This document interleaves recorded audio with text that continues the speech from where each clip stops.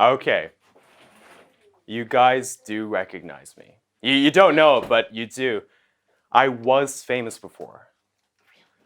But I got caught up in this racist scandal. So firstly, before I start my act, I would like to apologize to the staff members of the Mongolian embassy. So I'm sorry for calling your great leader Genghis Cunt.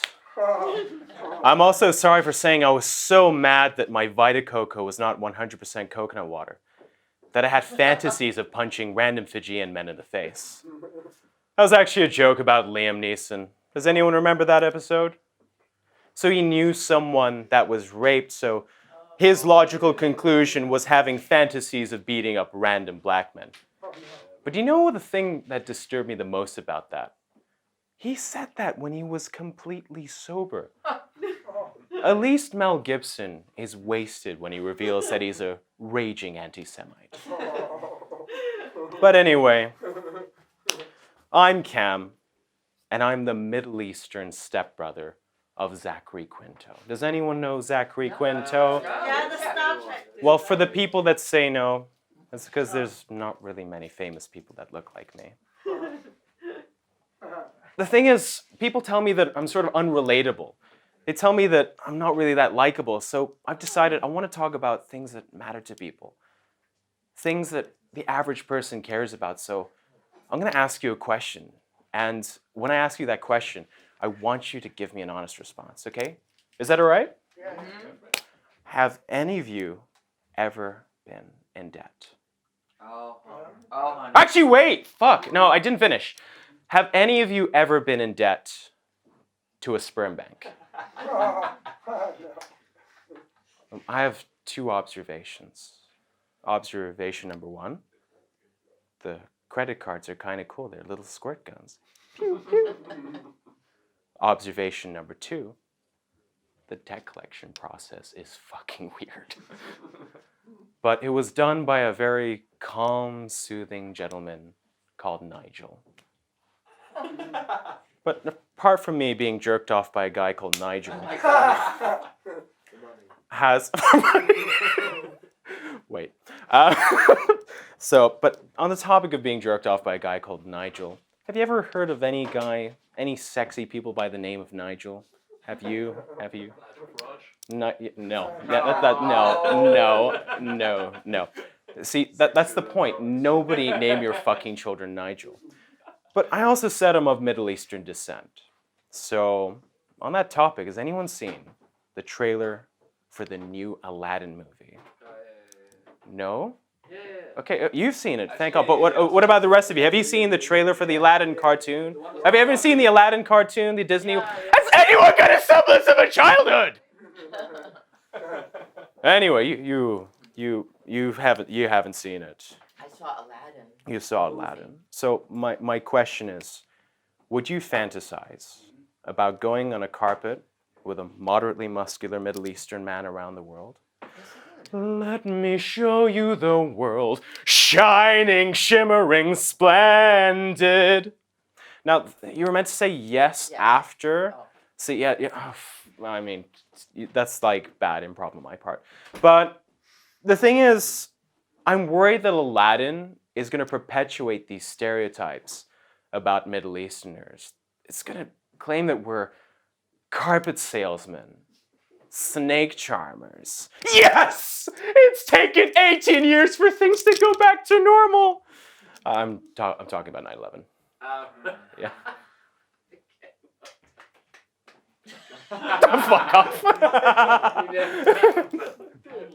No, I mean, I told this joke to like an audience and they were not as refined, so woo, I sometimes have to break it down. It's fucking annoying. But yes, a lot of my jokes have a political slant. And do you know why? Why?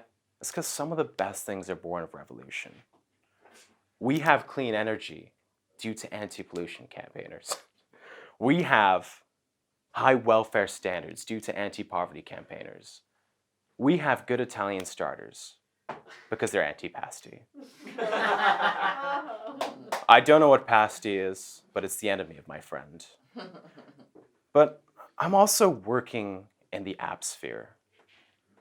I've created this app that helps Palestinians claim or protest the taking of their land by Israeli settlers. That app is called MySpace. That joke is not about conflict. It's about you guys being old enough to know MySpace. Yeah. And for the people who only know Snapchat, I'll send my dick pics later.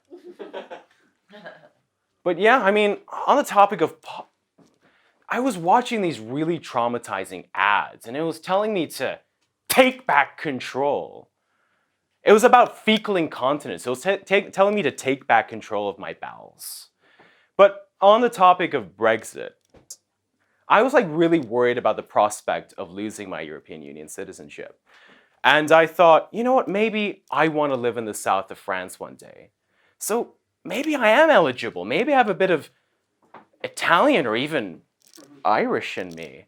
So, but I didn't know where to get this genetics test, so I asked some of the friendliest people on the internet, white supremacists.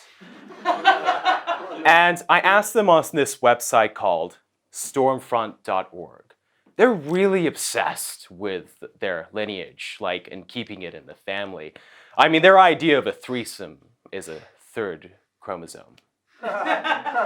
We got some biologists in the house. Amazing. So I posted a thread headlined, "Need to find out about my genetic lineage, #prettyfly for member of the Aryan race." Any Offspring fans here? Obviously not. But, oh, awesome. Yeah. So,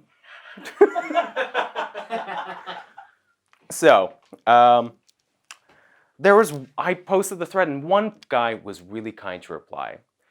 And he called himself the Grand Aryan, or as he'd like to be called in Spanish, Ariana Grande.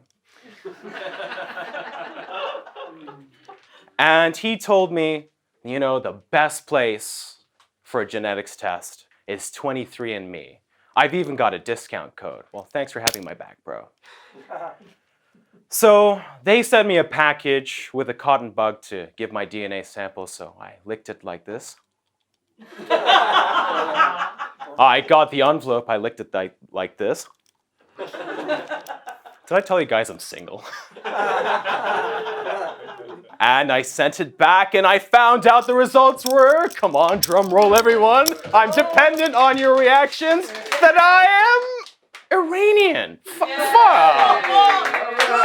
In fact, I already knew this. In fact, I'm not even, in terms of my European heritage, I'm not even Mediterranean. I'm fully Iranian. So, yeah, I guess long story short, I'm not leaving. I'm stuck with you guys. But it's been a blast, and thank you, everyone.